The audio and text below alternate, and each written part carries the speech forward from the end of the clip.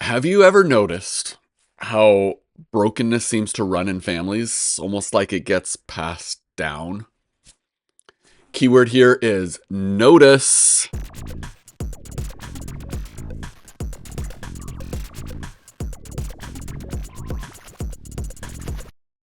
When parents become aware, breaking family patterns.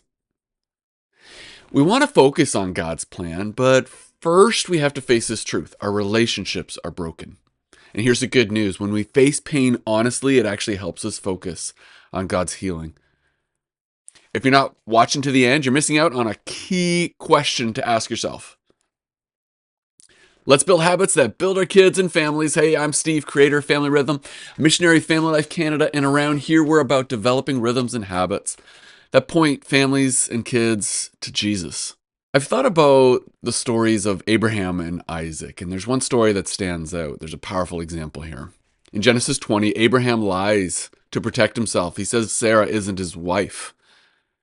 And years later, in Genesis 26, Isaac does the same thing, almost word for word, like father, like son.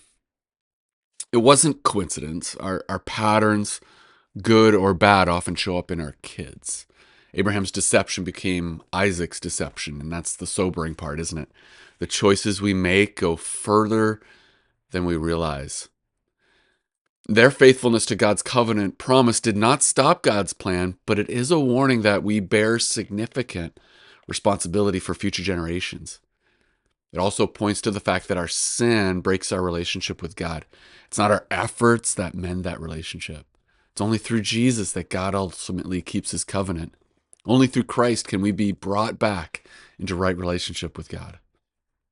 Hey, you could try something simple with your children to talk about this idea of awareness in God's work. Give them a piece of construction paper and a couple of Band-Aids and have them stick the Band-Aids on the page in any way they want.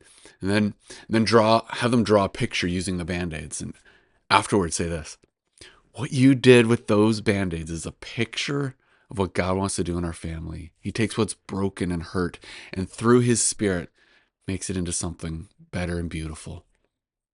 Well, I've seen parents do this in workshops. They suddenly realize, hey, that God's at work, even in the pain of parenting.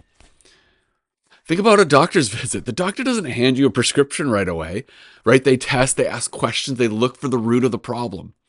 And recently I've been tracking my own blood tests. It helps me make better health decisions. Being aware. Parenting works the same way. We want quick fixes. We often ask, what consequence will make my kids obey right now? But God works differently. He's after the heart. And that means starting with an awareness of what's happening in our own hearts. And it's a bit slower. Here's a habit I want you to try this week. When troubles come in your parenting, pause first. Take a breath. Check what's happening inside your heart first. And then ask this question: what's the opportunity God has for me right now? Not how do I fix my kid immediately, but what is God trying to teach me in this moment? That simple shift can transform your family's rhythm. And I hope it does. Hey, if this is helpful, please hit like and subscribe. I'd love to share this farther and beyond. You know, at FamilyLife Canada, we're eager to offer help and hope to families just like yours. May you know the wisdom and wonder and peace of God today. Keep building those habits. They matter so much more than you think. Thanks for watching. See you next time.